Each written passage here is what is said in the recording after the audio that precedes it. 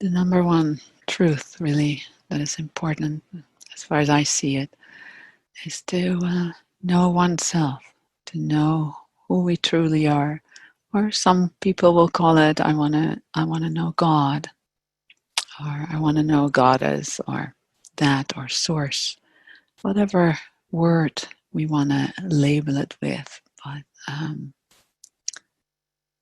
when we know, let's call it God for today, when we know God, then what we know is that in the deepest core of all that is, all is well. All is well. And we know that we're always taken care of. And just take a moment to look back at your life.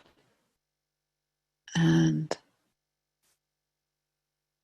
when you look back at the beautiful times and the hard times, excruciating times, most amazing times, no matter when, God or that, the source, her, has always been here, has always been there. Yeah, no exception. I've spoken with people with the most horrendous traumas. Yeah. And I heard Adya once say, how did he say it? I thought that kind of covered it. He said something to the effect that he also spoke of stories he had heard of people, how horrendous it was, and that it would make his hair curl or something like that. He said it would make his hair curl. And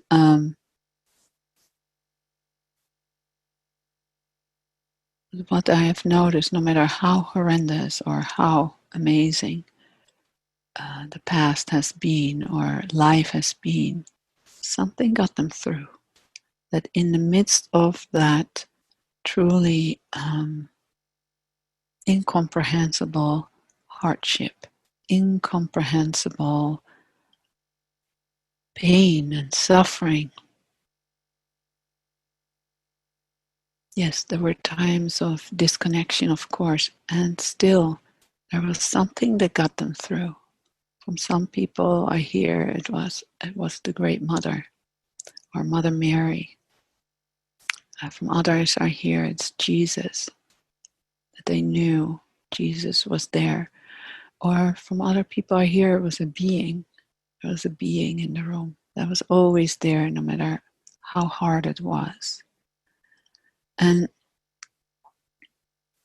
I remember in my own experience, especially a few experiences where I was on the edge of dying, which happened a few times, and every time I just felt this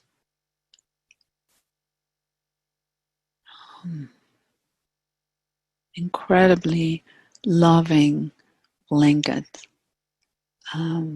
over me. And for me, there was always this being. In a certain period, I remember when I was in the emergency room, and it's about 20 some years ago. And there was just this being the whole time. And when I got home, there was this being on the side of the bed, always at the same place.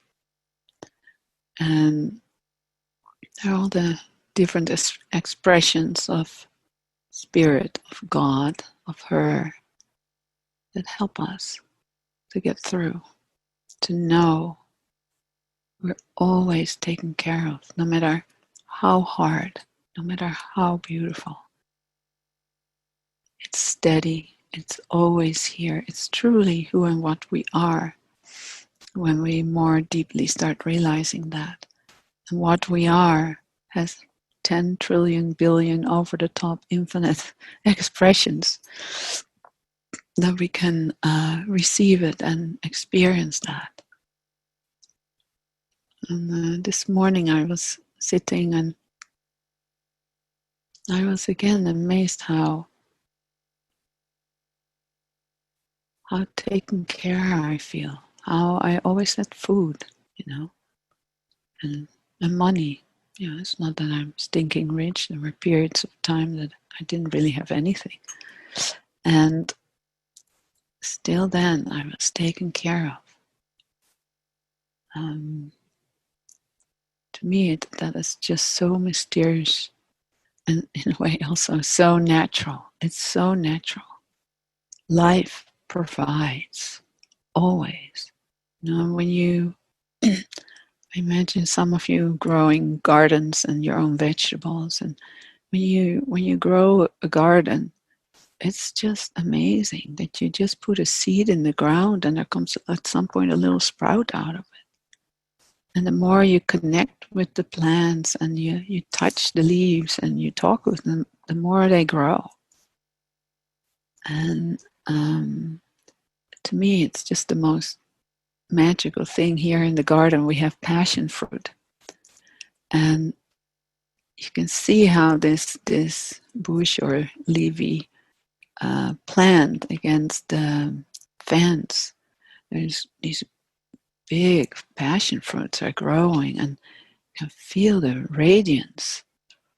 But also to see how life grows, no matter what. Sometimes you see life coming through some concrete, or when you have seen rocks and then just the tiniest plant or flower growing out of the rock. Life is just all-pervasive and the only one power there is. And when we really get that we are that life, we are the expression of life. And as long as these bodies need to be alive, so to speak, life will be given to us. Air will be blown into us, breathed into us, to let these vehicles move.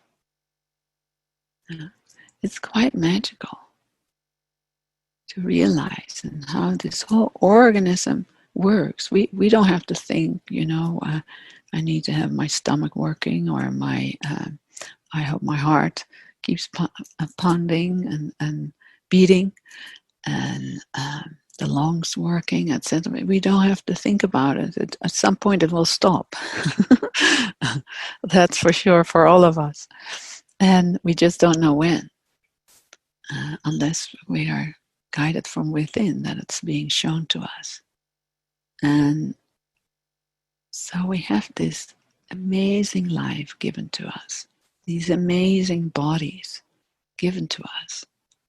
And then this opportunity to wake up to our nature, to really know in the core who and what we are.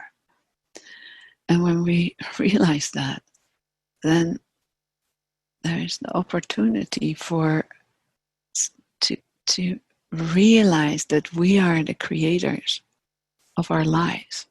And it's not so much, I need to think now what I want to create. It's more like the more we fall into the aliveness of the now,